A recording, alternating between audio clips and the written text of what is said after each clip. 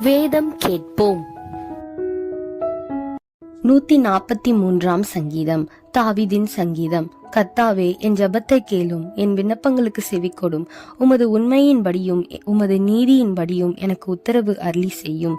ஜீவனுள்ள ஒருவனும் உமக்கு முன்பாக நீதிமான் அல்லாததினாலே அடியனை நியாயத்திற்க பிரவேசியாதேயும். சத்துரு என் ஆத்துமாவை தொடர்ந்து என் பிராணனை தரையோடே நசுக்கி வெகுங்காலத்துக்கு முன் மரித்தவர்கள் போல் என்னை இருளில் இருக்க பண்ணுகிறான்.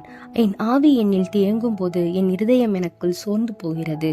பூர்வ நாட்களை நினைக்கிறேன், உமது செய்கைகளையெல்லாம் தியானிக்கிறேன். உமது கரத்தின் கிரியைகளை யோசிக்கிறேன். என் கைகளை உமக்கு நேராக விரிக்கிறேன். வறண்ட நிலத்தை போல் என் ஆத்துமா உம்மேல் தாகமா இருக்கிறது. கர்த்தாவே, சீக்கிரமாய் எனக்கு செவிக்கொடும். என் ஆவி தொய்ந்து போகிறது.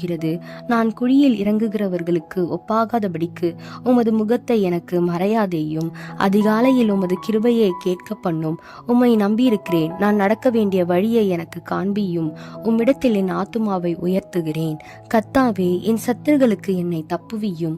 உம்மை புகலிடமாக கொள்ளுகிறேன். உமக்கு பிரியமானதை செய்ய எனக்கு போதித்தருளும். நீரே என் தேவன். உம்முடைய நல்ல ஆவி என்னை செம்மையான வழியிலே நடத்துவாராக. கர்த்தாவே, உம்முடைய நாமத்தின் நிமித்தம் என்னை உயிர்ப்பியும். உம்முடைய நீதியின்படி என் ஆத்துமாவை இடுக்கத்திற்கு நீங்களாக்கிவிடும். உம்முடைய கிருபையின்படி என் சத்துருக்களை அழித்து என் ஆத்துமாவை ஒடுக்குகிற யாவரையும் சங்காரம் பண்ணும். நான் உமது அடியேன்.